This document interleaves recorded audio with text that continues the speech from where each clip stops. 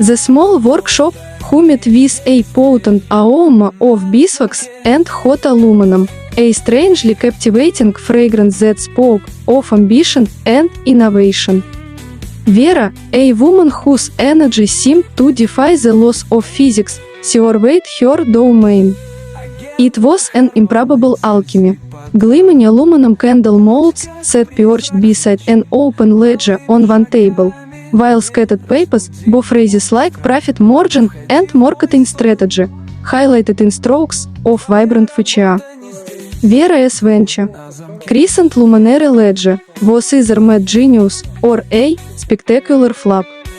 It combined three seemingly incompatible elements: the manufacturing of aluminum candle molds, offering bookkeeping services to small businesses, and teaching business English.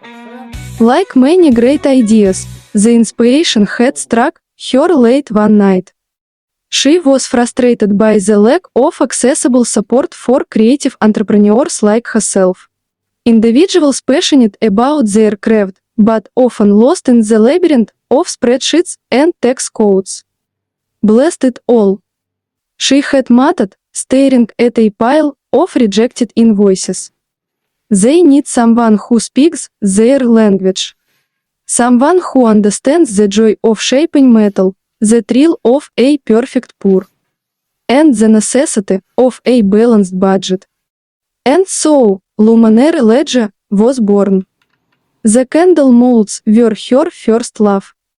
Vera, a self-taught metal worker, designed and crafted them in her spare time, dreaming of filling every home with the warm glow of handcrafted candles. She offered them online, alongside workshops teaching others the art of candlemaking. But as orders trickled in and her savings dwindled, reality sank in. Passion wasn't enough. She needed a steady income, a way to fuel her creative fire. Remembering her meticulous nature and a surprisingly enjoyable night course in accounting, she saw an opportunity.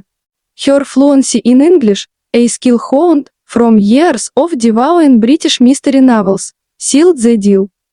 She advertised her services: business English for crafty souls, bookkeeping for dreamers, and candle mold manufacturing, from concept to cash. The first few months were chaotic. Vera bounced between welding, balancing books, and explaining the difference between gross profit and net profit to wide-eyed artisans struggling to articulate their business plans. There were days she doubted her sanity, days she contemplated retreating back to the predictable world of her previous office job. Today, however, a flicker of hope warmed the workshop as brightly as the molten aluminum in her crucible. Sunlight streamed through the dusty windows, illuminating a stack of new mold designs. A spreadsheet on her computer showed a modest but steady increase in clients.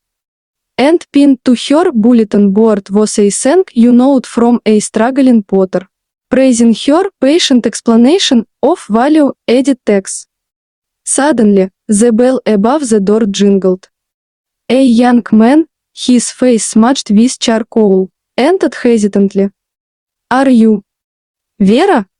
From Luminary Ledger?" he asked, clutching a crumpled business card.